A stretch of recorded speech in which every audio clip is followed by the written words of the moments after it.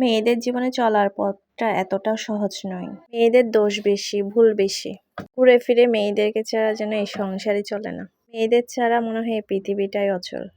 Hello everyone, আসসালামু আলাইকুম। কেমন আছেন সবাই? আলহামদুলিল্লাহ আমিও শুক্রবারের ভালো। ব্লগ নিয়ে চলে আসলাম। তো সকালে ঘুম থেকে উঠে ব্লগটা স্টার্ট করলাম। সকালে চা বানিয়ে নিয়েছি। গরম চা ছাড়া তো আমার চলেই না। সকালবেলা পরোটা বানিয়েছি। তারপর এদিকে ছিল মাংসর তরকারি।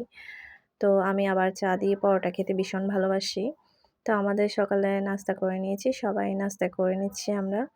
তারপরে নাস্তা করার পরে যে মাছ নিয়ে আসলাম কিছু সপ্তাহের জন্য। তো মাছটা আমরা কেটে নিয়ে আসি। আমার হাসব্যান্ডও কেটে নিয়ে আসে। আমি নিয়ে আসলেও কেটে নিয়ে আসি।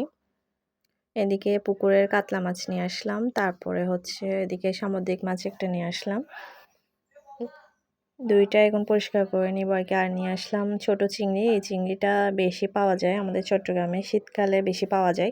এমনি ছোট চিংড়ি সবসময় পাওয়া যায়। এই চিংড়িটা কিন্তু খেতে অনেক মজা, মানে সবজি দিয়ে আরকি। ফুলকপি রান্না করলে আবার শাক রান্না করলেও অনেক মজা হয়। তরকারি রান্না করার সময় আমরা ব্যবহার করি। আর মুরগি নিয়ে আসলাম। তো আমি বাজারগুলা গুছিয়ে রাখলাম। মাছটাও একদম ধুয়ে নিয়েছি। এরপর রান্না করতেছি। মসলা কষিয়ে নিয়েছি। এই মাছটা খেতে অনেক মজা লাগে, সামুদ্রিক মাছ। আমি না ভেজে রান্না করি, অনেক মজা হয়। টমেটো ধনেপাতা দিয়ে রান্না করলে, আর শীতকালে সবজি বলেন মাছ বলেন যেটাই রান্না করা হয় আমার অনেক ভালো লাগে।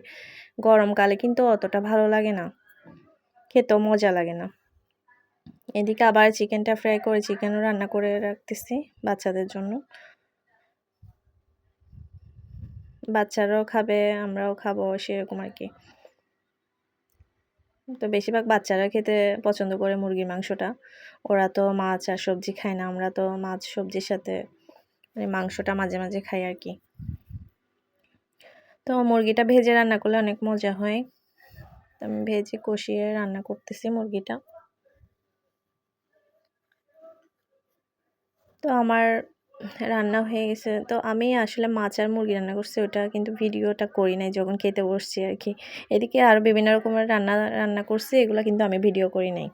তো দেখেন আমি ডাল রান্না করছি, এদিকে চিংড়ি দিয়ে মিষ্টি কুমড়া রান্না করছি, তারপর ছোটো মাছ রান্না করছি, আবার মাছ ফ্রাই করছি।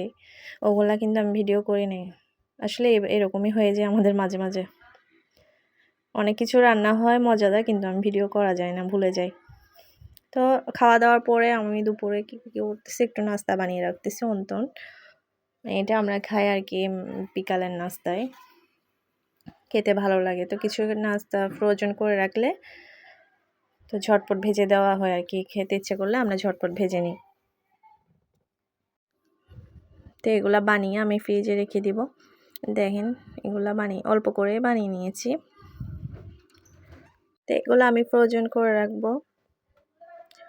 তো সন্ধ্যায় মেহমান আসছে, ওর জন্য হঠাৎ করে আমি পাউরুটি দিয়ে টোস্ট করে নিলাম। তারপর বিস্কিট ছিল আর নুডলস বানিয়ে দিলাম।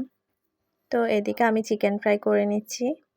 চিকেন ফ্রাইটা এভাবে করলে সবাই পছন্দ করে, বাচ্চারা বড়রা সবাই পছন্দ করে। আমি মিষ্টি আকারে করি, দেখেন অনেক মজা হয়েছে, কিন্তু সস দিয়ে খেতে অনেক মজা। তো বাচ্চাদেরকে দিলে ওরা অনেক খুশি হয়ে যায়। তো বিকালে একটু আমার মেয়ে বলে চিংড়ি খাবে, তো চিংড়িগুলো আমি একটু ভেজে নিচ্ছি। তো আমার ব্লগটা কেমন লাগছে অবশ্যই জানাবেন। আজকের মতো এখানেই বিদায় নিচ্ছি। আল্লাহ হাফেজ। সবাই ভালো থাকবেন, সুস্থ থাকবেন। নেক্সট ব্লগের জন্য অপেক্ষা করবেন। ধন্যবাদ।